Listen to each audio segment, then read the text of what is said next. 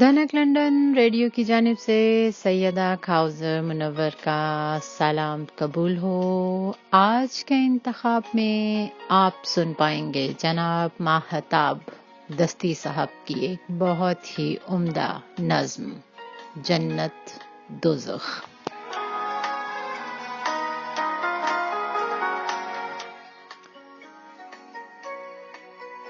کھڑکتی کھڑکیوں کا شور،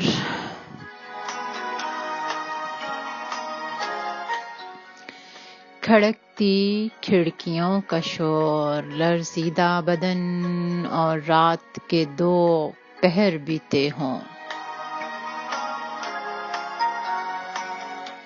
کھڑکتی کھڑکیوں کا شور، لرزیدہ بدن اور رات کے 2 پہر بیتے ہوں۔ کہیں پہ دور وہ کرلاتی ہوئی ایک چیخ جو سماعت کے سبھی الہام کو چھوتی گزر جائے۔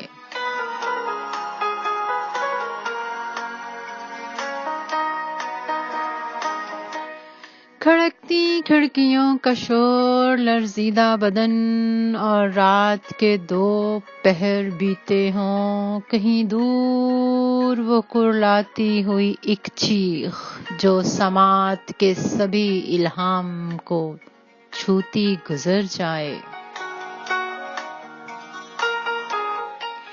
تمازت سے بھرے گالوں پہ زردی ایسے امڈے کہ اندھیروں کو نگلتی روشنی سے عکس سا نکلے۔ جو اس جسم فانی کو یوں ہی باہوں میں بھر لے اور اس کو ساتھ لے جائے۔ افق کے پار اس ایک روشنی کا عکس جانا ہے۔ یہ جو عرصے سے جسم و جاں کو سنجوگ چلتا ہے۔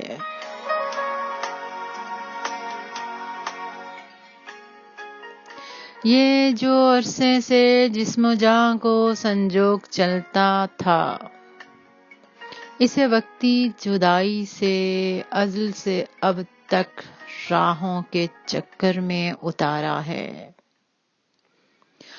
افق کے پار اس ایک روشنی کا عکس جانا ہے۔ یہ جو عرصے سے جسم و جاں کو سنجوگ چلتا تھا، اسے وقتی جدائی سے ازل سے ابد کی راہوں کے چکر میں اتارا ہے۔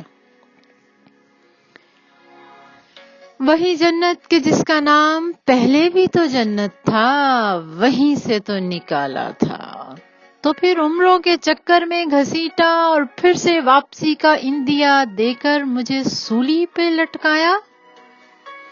جہنم یا کہ جنت فیصلہ دنیا پہ رکھا تھا۔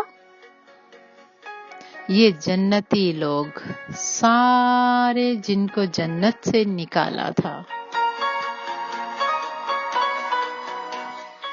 یہ جنتی لوگ سارے جن کو جنت سے نکالا تھا، وہی آدم کے بیٹے ہیں۔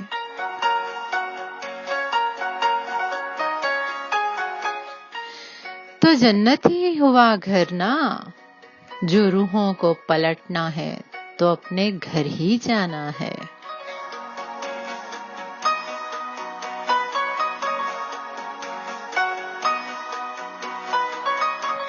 یہ جنتی لوگ سارے جن کو جنت سے نکالا تھا، وہی آدم کے بیٹے ہیں۔ تو جنت ہی ہوا گھر نا، جو روحوں کو پلٹنا ہے تو اپنے گھر ہی جانا ہے۔